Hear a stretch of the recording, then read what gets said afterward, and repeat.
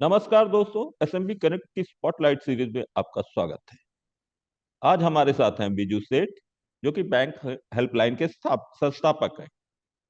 बिजू सेठ पिछले 10 सालों से हजारों उद्यमियों को बिजनेस लोन दिलवा चुके हैं। उन्होंने उद्यमिता विकास के लिए एक उद्यमी विकास फाउंडेशन की भी स्थापना की है। आज हम उनसे बात करेंगे बिजनेस लोन्स की, कि कैसे स्टार्टअप और एसएमई आसानी से बिजनेस लोन प्राप्त कर सकते हैं। जी। तो बिजू, आज आप हमारे दर्शकों को बताइए कि लोन्स, कितने तरह के बिजनेस लोन्स हैं और उन्हें किस तरह आसानी से प्राप्त किया जा सकता है।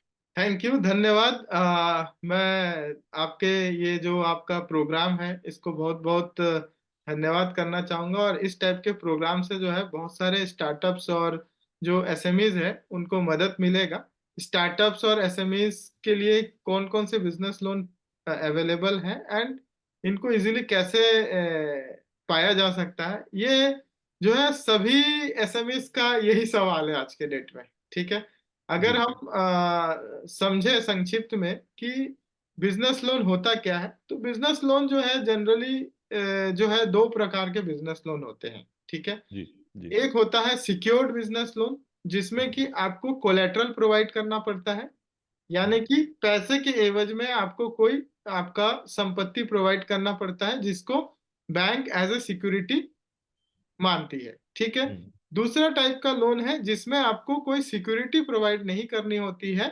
जिसमें आपके इनकम के बेसिस पे जो है बैंक हम्म। आपको थोड़े हाई रेट ऑफ इंटरेस्ट पे लोन प्रोवाइड करती है। ठीक है, एक ठीक है है। सिक्योर्ड आपका लोन, ठीक है, जिसमें कोई सिक्योरिटी प्रोवाइड करना होता है। हम्म। दूसरा है आपका अनसिक्योर्ड लोन, जिसमें कोई सिक्योरिटी प्रोवाइड नहीं करना होता है। ठीक है, हम्म।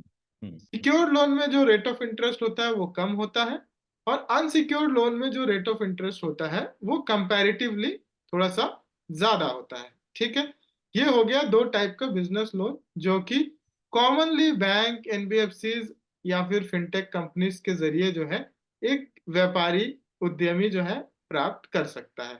ठीक है, हम्म। हम्म। अब बात आती है कि अगर हम जनरल जो एसएमईज में जो डिमांड को देखते हैं, वो हम्म। होता है अनसिक्योर्ड बिजनेस लोन। ठीक है, हम्म। तो अगर हम अनसिक्योर्ड बिजनेस लोन में देखें, अनसिक्योर्ड बिजनेस लोन भी जो है ना कैटेगराइज्ड किया गया है आपका दो टाइप के रिक्वायरमेंट को फुलफिल करने के लिए। ठीक है, ओके। ओके। पहला टाइप का जो रिक्वायरमेंट होता है जो कि आपका लॉन्ग टर्म पर्सपेक्टिव से लिया जाता है, मीन्स हम्म। आपका जैसे सपोज करो कि आपको एक मशीन खरीदना है, या कोई आपको प्रोजेक्ट नया डालना है, या आपके एग्जिस्टिंग यूनिट में एक्सपांसन का प्लान है, या फिर हम्म। आप मान के चलिए कि अपने यूनिट का जो है फिर से और कहीं दूसरे जगह में एक नया यूनिट डालना चाह रहे हैं, तो ये सब प्रोसेस में जो भी आपको रिक्वायरमेंट होती है उसको बोलते हैं लॉन्ग टर्म कैपिटल लोन। ठीक है, ओके। और अगर आपका जो शॉर्ट टर्म रिक्वायरमेंट है, जैसे हम्म। सपोज करो कि आपको raw materials day to day life में चाहिए होता है, ठीक है, हम्म। सैलरीज है, वेजेस है और अदर जो आपका शॉर्ट टर्म जो नीड को पूरा कर सकता है, उसको बोलते हैं आपका वर्किंग कैपिटल लोन। ठीक है, अब अगर ओके। हम वर्किंग कैपिटल लोन्स के अंदर में अगर प्रोडक्ट्स की बात करें, तो उसमें आ जाता है आपका बिल डिस्काउंटिंग, ठीक है, हम्म। सीसी लिमिट, ओवरड्राफ्ट, ठीक है, फिर उसके बाद पीओएस लिमिट। ये सब जो है जनरली आपका शॉर्ट टर्म नीड्स को सेटिस्फाई करने के लिए ये सब प्रोडक्ट को बनाया गया है। हम्म। ठीक है, हम्म। और जैसे जो आपका कैपिटल नीड है उसमें सिंपल आपका टर्म लोन होता है, जितने साल का आपको लोन चाहिए उसके ऊपर में आपको टर्म्स हम्म। बना दिया जाता है। ठीक है, जी। अब ये जो अनसिक्योर्ड लोन्स है, ये हम्म। बैंक्स और एनबीएफसीज और फिनटेक्स के थ्रू जो है मिलता है। ठीक है, ओके। तो जनरली जो रेट ऑफ इंटरेस्ट होता है, ठीक है, हम्म। हम्म। ये जो रेपो रेट होता है, इसका हम्म। समझ लीजिए दुगना या तीन गुना जो है आपका जो है रेट ऑफ इंटरेस्ट इसमें जनरली चलता है। ठीक है, जैसे कि अभी अगर अभी का सिचुएशन का अगर हम बात करें 2024 जनवरी के आसपास का, तो अभी 18 से 19% के आसपास में जो है ये जो लोन है अनसिक्योर्ड लोन, ये हम्म। एसएमईज जो है इजीली प्राप्त कर सकते हैं बैंक और एनबीएफसी के जरिए। ठीक है, हम्म। तो हम्म। क्योंकि ये अनसिक्योर्ड होता है तो इसलिए बैंक्स और एनबीएफसी जो है इसमें मार्जिन जो है अपना हम्म। हाई रखते हैं, क्योंकि देखिए सिंपल सा फंडा है। बैंक्स और एनबीएफसी जो है वो आपका यहाँ पे बिजनेस करने के लिए आया है, ठीक है, उनको हम्म, प्रॉफिट चाहिए। अगर वो अनसिक्योर्ड लोन आपको दे रहे हैं तो आपको उसके बेसिस पे तो ये करेंगे, ठीक है। तो ये हम्म, तो हो गया जनरल जो बिजनेस लोन अवेलेबल है मार्केट में एसएमईज और स्टार्टअप के हम्म, लिए। अब आपके हम्म, सवाल का दूसरा पहलू में आते हैं कि एक स्टार्टअप या एसएमई है, वो बिजनेस लोन कैसे इजीली उसको मिल सकता है, ठीक है। तो देखिए इसमें ना चीजें जो है कुछ हमारे तरफ से भी है, कुछ बैंक के तरफ से भी है, ठीक है। हम्म, मैं अभी बात करता हूँ जो चीज हम खुद कर सकते हैं, ठीक है। हम हम्म, कुछ कुछ चीजें ऐसे हैं जिसको हम अगर ध्यान दें थोड़ा सा, तो हम अपना हम्म, जो एलिजिबिलिटी क्राइटेरिया है उसको बढ़ा सकते हैं, ठीक है।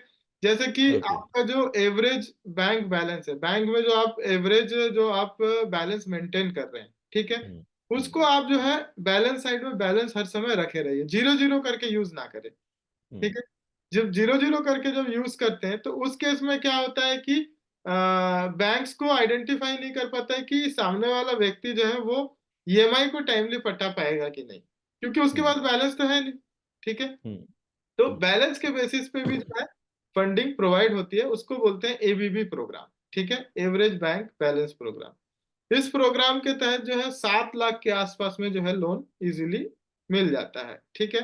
अगर हम्म, हम नेक्स्ट टाइप का जो प्रोग्राम है उसकी अगर हम बात करें तो वो है आपका जो शॉर्ट, जैसे मान के चलिए आपका जीएसटी का जो आपका रिटर्न्स फाइल होता है, ठीक है, हम्म, उसके हम्म, बेसिस पे भी जो है आपको लोन प्रोवाइड इजीली हो जाता है, ठीक है। जीएसटी रिटर्न को अगर आप सही रखेंगे तो आपको हम्म, इजीली अवेलेबल हो जाएगा। जनरली जो है एसएमईज जो है वो बुक्स को और अकाउंटिंग अपना जो स्टैंडर्ड है उसको अगर अच्छे से मेंटेन करे तो लोन इजीली मिल जाता है। आईटीआर अच्छे से फाइल करे, ऑडिटिंग अपना ऑडिट अच्छे से कराए तो फिर आपको लोन जो है इजीली मिल जाता है, ठीक है।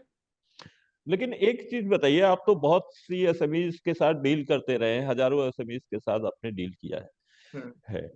ये ये जो बुक्स जो हैं, ये जो इस पर पूरा ध्यान क्यों नहीं देते हैं ये लोग शुरू से? क्योंकि देखिए जो जनरल जो टेंडेंसी होता है कि जो एंटरप्रेन्योर्स होता है उनका ये टेंडेंसी होता है कि चलो ना आखिरी में हम मैनेज कर लेंगे, ठीक है। हम्म, अपने संस्था में सीएफओज या फिर अकाउंटेंट की महत्व को नहीं समझते हैं। क्या हम्म, होता है कि आपके जो कंप्लायंसेस और जो आपके ये जो फंड ना मिलने की वजह से जो आपका जो लॉस होता है उसको नजरअंदाज करते हैं। तो इसको अगर नजरअंदाज करेंगे तो आपका फाइनेंस आएगा नहीं, फाइनेंस नहीं आएगा तो आप ग्रो हम्म। नहीं कर पाएंगे। ये है जनरली। ठीक है बिजू, आज की इस सीरीज के लिए बहुत बहुत धन्यवाद आपको आपको अगली सीरीज में किसी और विषय के साथ हम लोग फिर जी बिल्कुल। उपस्थित होंगे। और दोस्तों, आज के स्पॉटलाइट एपिसोड को हम यहीं सब समाप्त करते हैं। ऐसे ही इंफॉर्मेटिव एपिसोड्स के लिए हमसे जुड़े रहें और हमारे सोशल मीडिया चैनल्स को लाइक करें और सब्सक्राइब करें।